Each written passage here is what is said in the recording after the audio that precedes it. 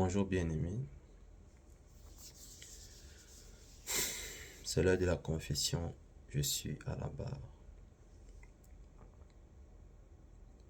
Donc là, je vous disais le matin que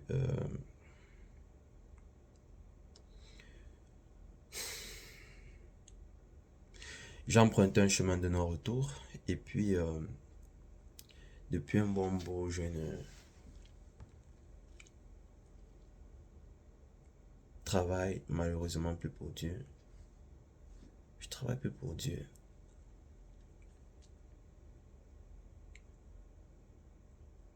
Je travaille plus pour Dieu. J'ai vraiment besoin de votre aide, j'ai vraiment besoin de votre soutien.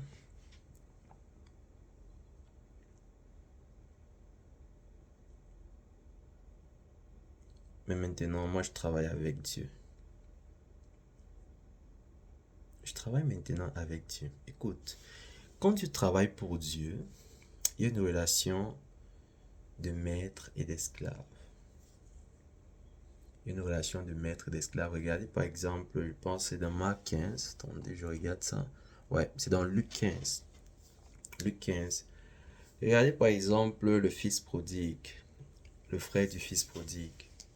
Lorsqu'il est revenu à la maison, qu'est-ce qui s'est passé? Il s'est fâché de son père.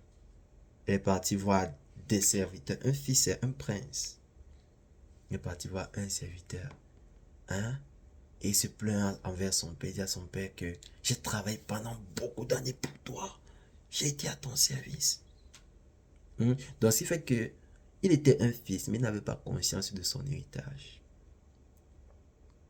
Le fait du fils prodigue était dans le royaume, mais il n'avait pas conscience de son héritage. Tu ne dois pas travailler pour Dieu. Tu dois travailler avec Dieu.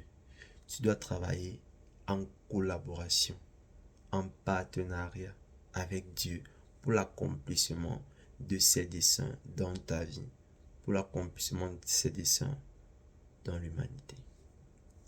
Et ça, c'est capital. Mais nous ne nous rendons pas compte de cela. Beaucoup de personnes vont travailler pour Dieu. Non. Tu dois travailler avec Dieu. Parce que tu es un héritier. Tu es un héritier des promesses de Dieu.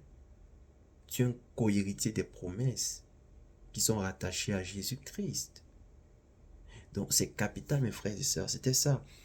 Parce que d'habitude, tu disais, ah, moi je travaille vraiment pour Dieu. Non, tu ne travailles pas. Tu dois changer ce paradigme. Et maintenant, dorénavant, tu dois travailler avec Dieu. D'accord? Parce que quand tu travailles avec Dieu, tu es impliqué dans la chose, en fait. Tu es impliqué. Mais quand tu travailles pour quelqu'un, tu travailles pour quelque chose, ben écoute, tu ne partages pas forcément la vision de la chose. Tu es seulement là que, ok.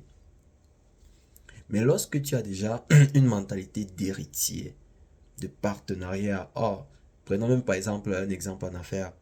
Si tu es un partenaire d'affaires, écoute, tu investis ton argent dans un business. Tu t'investis même émotionnellement dans un business. Tu vas vouloir que ça marche absolument parce que tu donnes du sien. Mais quand tu ne donnes pas du sien, ben, tu es là pour travailler.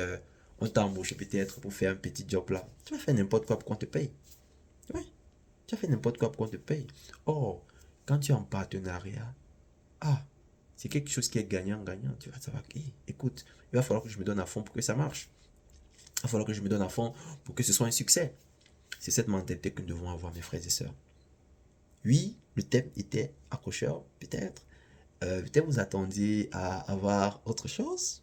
Et Sokomboa, et Sokomboa, Sokomboa. Non, non, non, non, non. Donc, c'était ça, mes frères et sœurs. J'espère que cette réflexion va vous faire changer de paradigme par la grâce de Dieu. Que le Seigneur vous bénisse et passe une excellente semaine.